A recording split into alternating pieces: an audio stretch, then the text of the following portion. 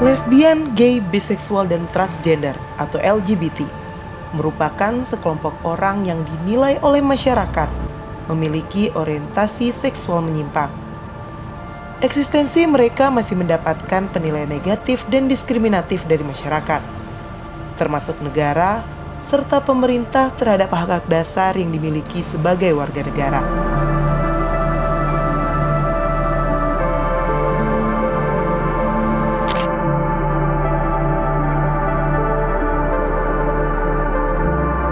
Pada dasarnya LGBT itu juga merupakan suatu pengakuan ya Kak, adanya perasaan di mana kita memiliki rasa suka terhadap atau rasa yang berbeda dalam diri kita gitu ya. Nah, memang itu pada dasarnya gitu.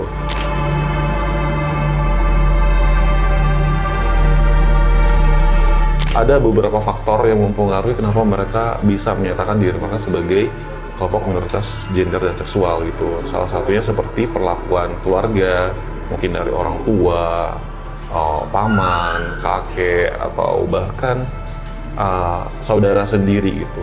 Beberapa teman kita ada yang pernah bercerita, mereka pernah dilecehin dengan pamannya, dengan tetangganya gitu ya Kak, dengan kakaknya gitu, ataupun mungkin sepupu-sepupunya yang lain gitu, sehingga dari perlakuan pelecehan itu mereka mendapatkan hal baru, sensasi baru nih, yang ingin mencoba lebih lagi gitu.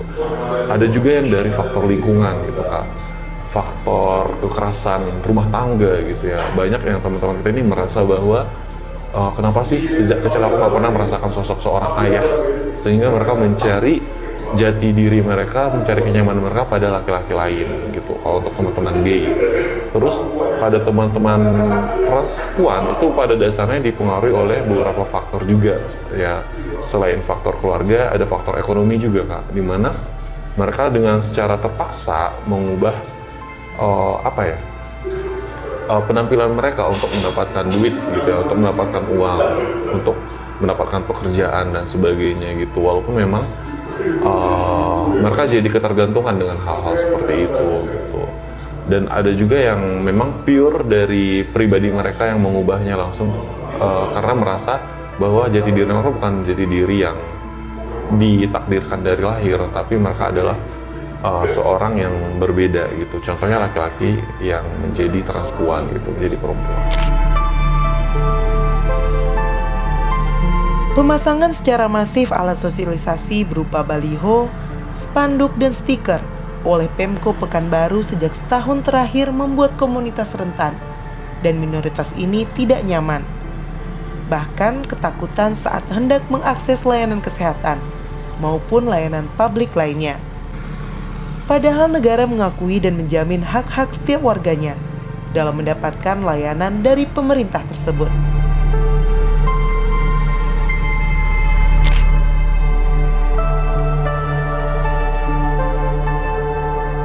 Ya, HIV/AIDS kan kita sama-sama tahu ya, HIV/AIDS ini kan kasusnya tidak semudah seperti yang lain penularannya sebenarnya.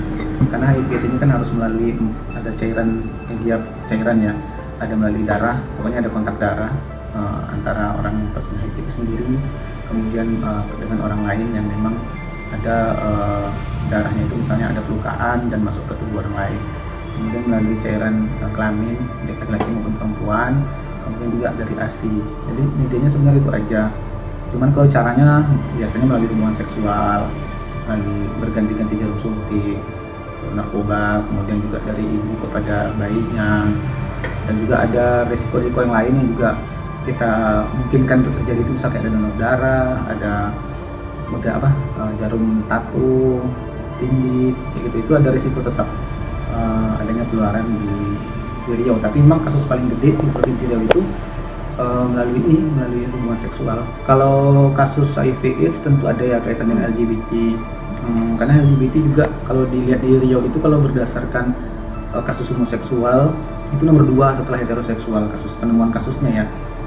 Ya kalau AIDS-nya aja kalau di heteroseksual itu kita nemuin 2.567 kasus, pada homoseksual itu udah 967. Jadi memang hampir separuh ya. Separuhnya itu kasusnya melalui homoseksual. Pak Wali, kalau yang untuk HIV sendiri Pak Wali memang kebanyakan dari LGBT Pak Wali ya? Kalau HIV Informasi secara sebentar. teknisnya tentu yang tahu itu dinas kesehatan ya. Tapi kita kami himbau hari ini tolong ini jadi atensi kita bersama. Tanda tangan aja nanti Jangan ada kontak seks itu kalau memang itu pelakunya ya sudah kalah ada pengaman dan sebagainya ya. Dan juga kita minta tentunya kita harus banyak bagaimana bertakwa ya. Kita harus sadar karena kondisi ini nggak tahu penyakitnya, nggak kelihatan. Ya, kita ingin adanya edukasi dari dinas terkait.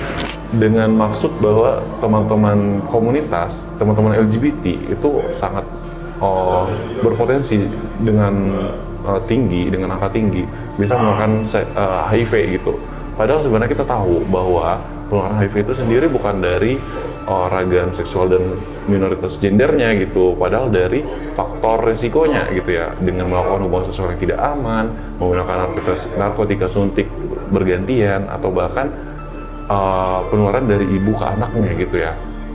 Nah sebenarnya banyak penularan lain yang mungkin bisa di-highlight sama Komisi Penanggulangan AIDS Kota Pekanbaru gitu, tapi kenapa yang malah di-highlight adalah isu LGBT-nya gitu ya. Nah itu yang menjadikan kami takut untuk mengakses layanan kesehatan, karena pada dasarnya sasarannya itu tempat-tempat layanan kesehatan pada umumnya kami temukan.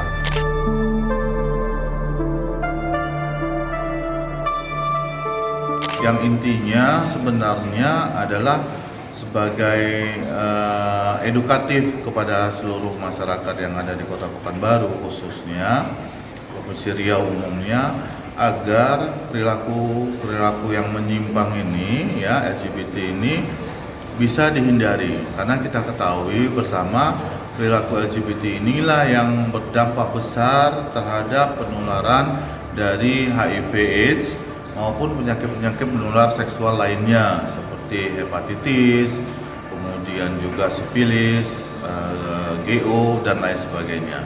Nah, jadi penerbitan stiker maupun baliho ini sebenarnya bukan perlakuan diskriminatif terhadap penderita ODIF, tetapi sebagai bentuk pemberian edukasi ya, pemahaman kepada seluruh masyarakat agar siapapun yang membacanya dia paham dan bisa melindungi keluarganya ataupun dirinya, jangan sampai terjadi penyimpangan perilaku hubungan seksualnya.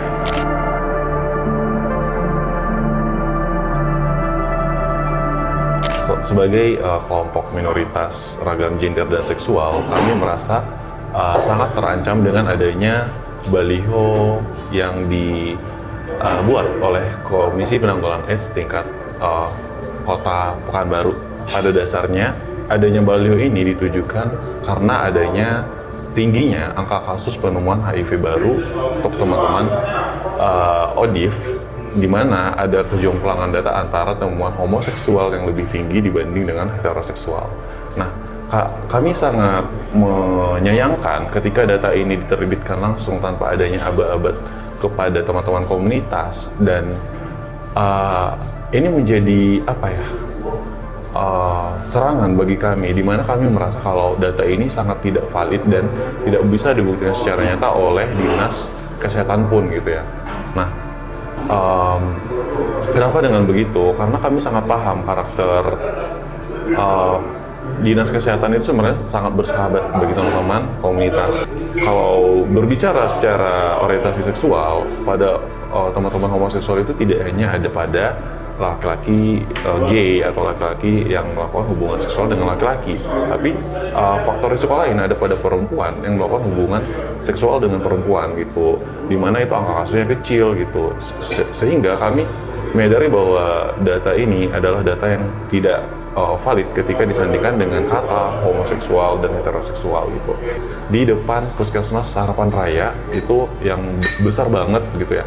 Nah itu ditaruh besar-besar, di mana ada beberapa teman-teman ragam seksual dan gender ini merasa takut gitu mengakses layanan kesehatan ini, sehingga yang awalnya tadi pengen cek kesehatan, dapati kabar dan melihat baliho sebesar itu, jadi berbalik arah dan memilih untuk tidak melakukan pemeriksaan kesehatan gitu.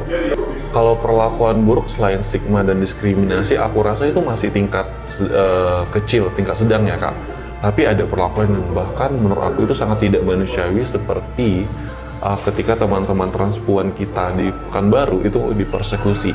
Nah, persekusi itu memang memiliki definisi yang luas, tapi sih aku jabarkan secara rinci, mereka itu diusir dari tempat mereka bekerja, dari rumah mereka gitu ya Kak. Nah, kenapa? Yang jadi pertanyaan, kenapa ketika isu LGBT ini naik dan mereka diusir ketika sedang hangat-hangatnya isu ini dibahas gitu ya. Nah, ini terjadi di salah satu salon itu ada teman kita yang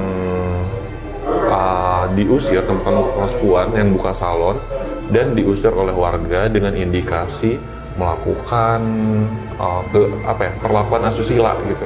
Padahal salon mereka itu udah bertahun-tahun di sana gitu, dan nggak ada terjadi apa-apa gitu. Dan kenapa ketika isu ini naik malah mereka diusir dari kediaman mereka gitu?